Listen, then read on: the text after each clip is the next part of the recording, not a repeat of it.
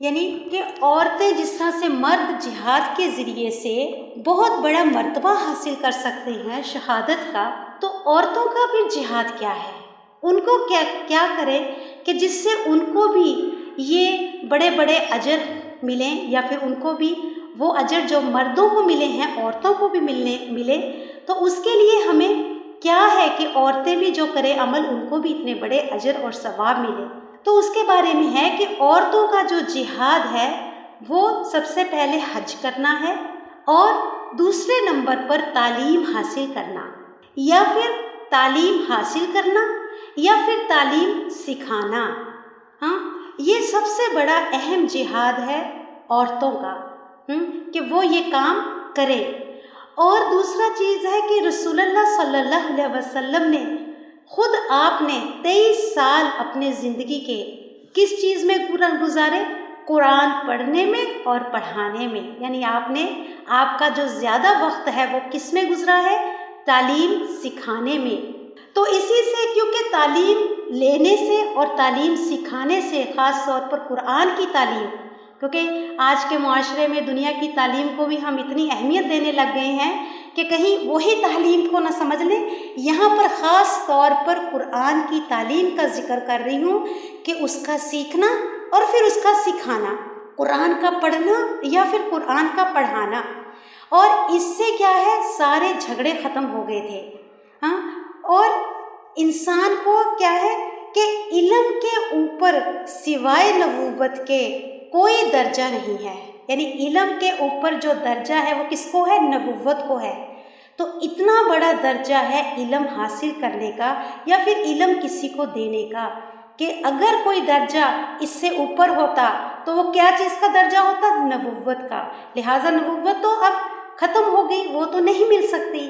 لیکن ہم میں سے ہر ایک یہ دوسرا درجہ حاصل کر سکتا ہے، تعلیم قرآن کی سیکھنا اور پھر اس کو آگے سپریڈ کرنا. یہ سب سے اہم کام تھا جو رسول اللہ صلی اللہ علیہ وسلم نے اپنے 23 سالہ زندگی میں کیا، اور پھر صحابہ اکرام نے بھی یہ کام کیا. یعنی علم سکھانا اتنا اعلیٰ درجے کا کام ہے کہ اس سے اگلا درجہ صرف نبوت کا ہے. یعنی اتنا بڑا کام ہے تعلیم سکھانا، قرآن سکھانا یا پھر قرآن کی تعلیم حاصل کرنا. یعنی نبوت کے بعد سب سے بڑا کام جو ہے وہ علم کا سیکھنا اور سکھانا ہے. تو عورتیں اپنے دائرے میں رہ کر یہ کام کر سکتی ہیں، جو اس میں کیا ہے، اس میں ان کو وہی درجہ، یعنی اس میں وہی ہے کہ اس کے بارے میں کہ اس کو بھی وہی درجہ حاصل ہے جو مردوں کو حاصل ہوا ہے. تو عورتیں اپنے دائرے کے اندر رہ کر سنتوں پر عمل کریں اور پھر اس کو آگے اپنے اولاد اور آگے لوگوں تک بھی پہنچائیں. تو اس دور میں جب کہ سنتیں بالکل ختم ہو رہی ہیں، ان سنتوں کو زندہ کرنا، بغیر تعلیم سیکھے قرآن سیکھے تو سنتیں آپ سیکھ نہیں سکتے اور نہ ہی آگے سکھا سکتے ہیں. تو لہٰذا یہ ساری چیزیں تعلیم سے ریلیٹڈ ہیں. اور یہ دوسری طرف سے عورتیں بہت اس چیز میں آگے آ سکتی ہیں. جس طرح سے مرد جہاد کر کے درجات حاصل کر سکتے ہیں، تو عورتوں کا سب سے بڑا جہاد کیا ہے آج کے دور میں؟ تعلیم حاصل کرنا اور سنتوں پر عمل کرنا. اور رسول اللہ صلی اللہ علیہ وسلم کی اس کے بارے میں ایک حدیث ہے کہ آپ صلی اللہ علیہ وسلم نے فرمایا، جس نے فساد کے وقت میری سنتوں کو زندہ کیا اس کے لیے 100 شہیدوں کا ثواب ہے. یعنی سنتیں جب اتنی غیر معمولی ہو جائیں اور لوگ اس کو کوئی اہمیت نہ دے اور نہ ہی لوگوں کو پتہ ہو سنت کیا ہے، تو ایسے حالات میں، ایسے ماحول میں سنتوں کو زندہ کرنا، یعنی اور وہ کس طرح سے کیا جا سکتا ہے؟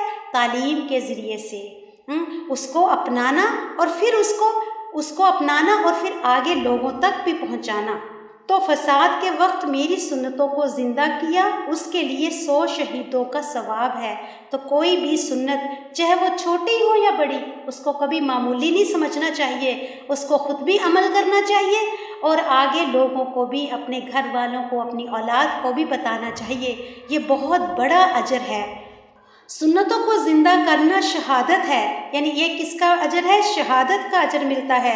سنتوں کو زندہ کرنا، اس کے لیے جد و جہد کرنا، یہ کیا ہے؟ جہاد. یعنی اس کو سیکھنے کے لیے کوشش کرنا، تو یہ کس میں آتا ہے؟ جہاد میں آتا ہے۔ اس کام کرتے کرتے اگر کوئی عورت مر بھی گئی تو وہ کیا ہے؟ اس کو کس کا درجہ ملے گا؟ شہادت کا درجہ ملے گا اس دین کے راستے میں یہ کام کرتے کرتے۔